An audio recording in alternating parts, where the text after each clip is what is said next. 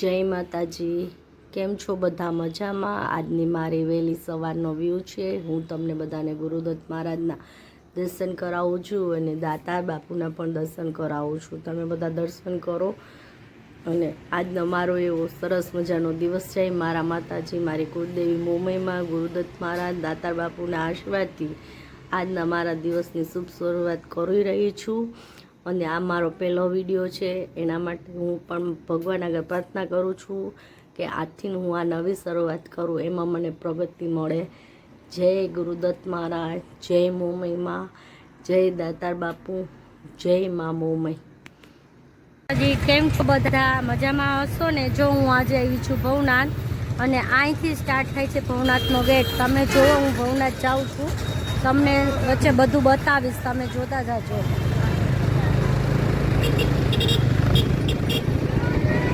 જય ગિરનારી, જય માતાજી।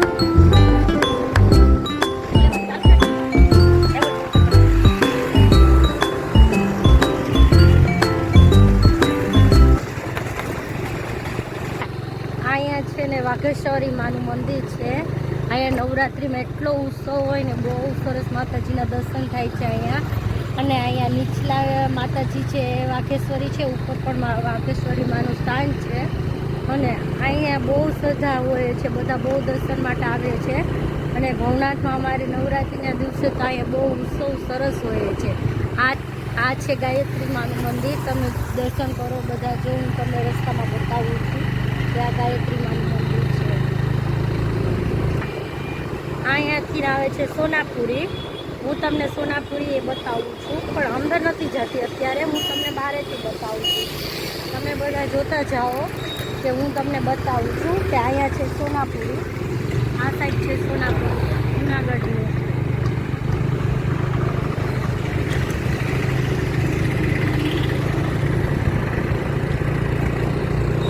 અહીંયા છે અશોક શિલાલેખ, અશોક શિલાલેખ છે અહીંયા। કેટલો વર્ષ જૂનાનું પુરાણું છે અહીંયા। અને અહીંયા પાછળ ભૈરવ દાદાનું મંદિર પણ છે, ત્યાં બહુ સરસ ભૈરવ દાદા છે। અને આ બાજુ આવે છે ખોડિયાર માનું મંદિર છે, અહીંયા નીચે બહુ જૂનું ખોડિયાર માનું મંદિર છે અહીંયા। પછી અહીંથી ત્યાં એકદમ ધોધે પડે છે પાણીનો, સરસ મજાનો। કંઈક કંઈક મગરે જોવા મળે છે અહીંયા।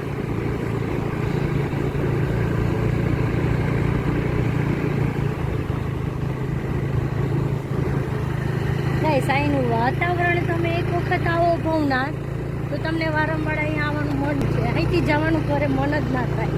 એટલું સરસ વાતાવરણ હોય, એટલી શાંતિ હોય, તમને એમ થાય કે હું અહીંથી જાવ જ નહીં, એટલું સરસ વાતાવરણ છે। ઉનાળા જેવું વાતાવરણ છે, પણ લાગતું નથી કે ઉનાળો છે, એવું સરસ વાતાવરણ છે, ઠંડુ। અને સરસ અહીંનો વ્યૂ આવે છે, તમે જુઓ બધા।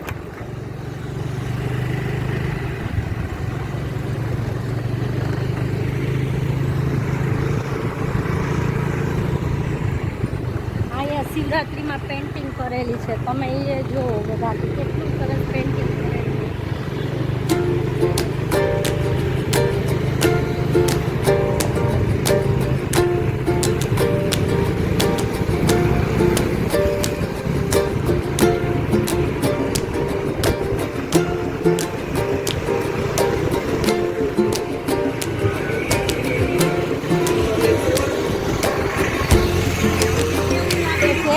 કે અમારા મહાદેવ અમારી પાસે જ છે, અહીંથી જાતા જ નથી ક્યાંય, અમારા ભેગા જ રહીએ એવું અનુભવ થાય છે અમે ભવનાથ આવીએ ત્યારે, કે અમારા મહાદેવની અમારા ઉપર કૃપા છે।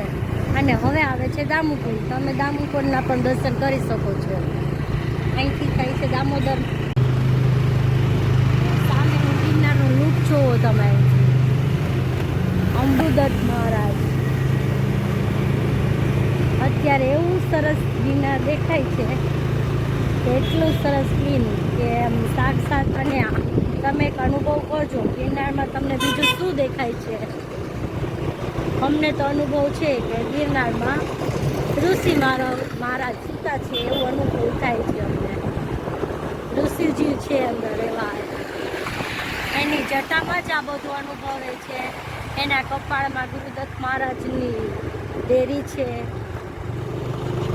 એની આંખ, એની જટા, એની દાઢી, એની આંખો, બધું ગિરનારમાં બધું.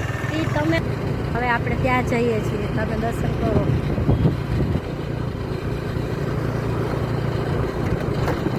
આ છે ભવનાથ. અમારા જુનાગઢની હરેક પબ્લિક દર સેટરડે સન્ડે અહીંયા, દર શનિ રવિ અહીંયા જ હોય. ભવનાથ સિવાય ક્યાંય જવાનું જ નહીં.